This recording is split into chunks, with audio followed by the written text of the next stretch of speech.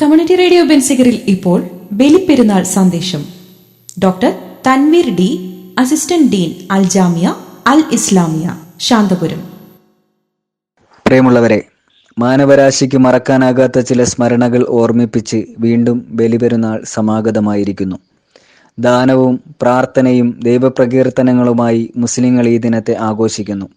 ലോകത്തിന്റെ വിവിധ ഭാഗങ്ങളിൽ നിന്നെത്തിച്ചേർന്ന വിശ്വാസികളായ ജനലക്ഷങ്ങൾ അങ്ങ് വിശുദ്ധ മക്കയിൽ ഹജ്ജ് കർമ്മത്തിൽ ഏർപ്പെട്ടിരിക്കുന്നു. ജൂത, ക്രൈസ്തവ, മുസ്ലിം സമൂഹങ്ങൾ ഒരുപോലെ ആദരിക്കുന്ന മഹാനായ ഇബ്രാഹിം നബിയുടെ ത്യാഗോജ്വല ജീവിതമാണ് ബലിപെരുന്നാളിന്റെ ചരിത്ര പശ്ചാത്തലം. ഏകദേശം 4 സഹസ്രാബ്ദങ്ങൾക്കപ്പുറം ഇറാഖിലെ ബാബിലോണിയയിലാണ് അദ്ദേഹത്തിന്റെ ജനനം. അന്ധവിശ്വാസങ്ങളിലും ദുരാചാരങ്ങളിലും മുഴുകി ഏകദൈവത്തെ വിസ്മരിച്ചു കളഞ്ഞ തന്റെ ജനതയെ അദ്ദേഹം ഏകദൈവ വിശ്വാസത്തിലേക്ക് ക്ഷണിച്ചു.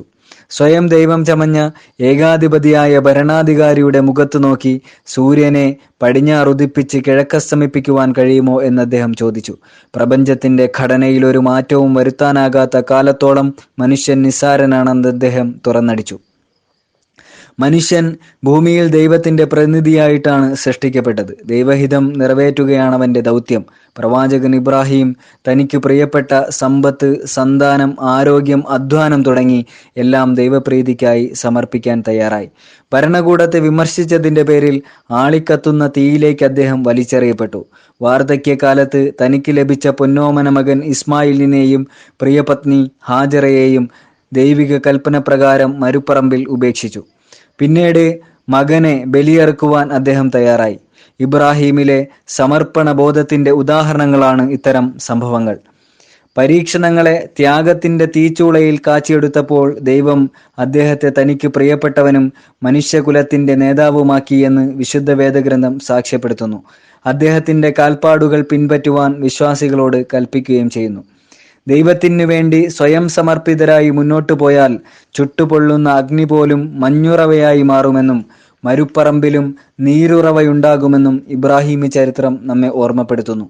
പ്രതിസന്ധി കാലത്തും അർപ്പണബോധത്തോടെ മുന്നോട്ടു പോകുവാൻ ഇത് നമ്മെ പ്രേരിപ്പിക്കുന്നു.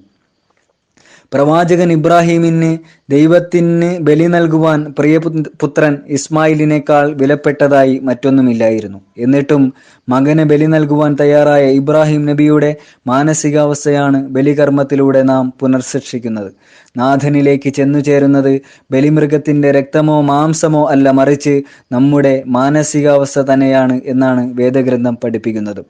ഇസ്ലാം എങ്ങനെയാണ് ആത്മീയതയെയും സാമൂഹികതയെയും സന്തുലിതമായി സമന്വയിപ്പിക്കുന്നത് എന്നതിൻ്റെ ഉദാഹരണം കൂടിയാണ് പെരുന്നാളുകൾ. പെരുന്നാൾ ദിനങ്ങളിൽ ആരും പട്ടിണി കിടക്കരുത് എന്നും ഇസ്ലാമിന് നിർബന്ധമുണ്ട്. അതിനാൽ തന്നെ ഈദുൽ ഫിത്തറിന് നിർധനരായവർക്ക് നാട്ടിലെ മുഖ്യ ഭക്ഷ്യവിഭവം എത്തിച്ചു കൊടുക്കണമെന്നും ബലിപെരുന്നാളിന് മാംസം നൽകണമെന്നും ദൈവം നിർദ്ദേശിക്കുന്നു. ജാതി, മത, വർഗ, വർണ്ണ വിവേചനങ്ങൾക്കതീതമായി മുഴുവൻ മനുഷ്യരും സുഭിക്ഷതയും ക്ഷേമവും ശാന്തിയും നുകരുന്ന ഒരു ലോകം ഉണ്ടാകണമെന്നത് തന്നെയായിരുന്നു പ്രവാചകൻ ഇബ്രാഹിമിന്റെ ആഗ്രഹവും പ്രാർത്ഥനയും. ദൈവികതീൻ ലോകത്ത് പുലരുന്ന കാലത്ത് അത്തരമൊരു ലോകമുണ്ടാകും എന്നതിൻ്റെ സൂചന കൂടിയാണ് പെരുന്നാൾ ദിനങ്ങൾ.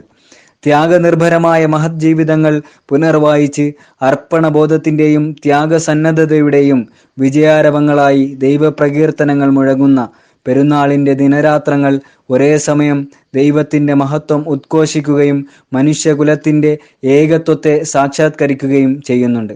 ഇത് തന്നെയാണ് ബലിപെരുന്നാളിൻ്റെ പൊരുൾ. ഏവർക്കും ബലിപെരുന്നാൾ ആശംസകൾ. നന്ദി, നമസ്കാരം.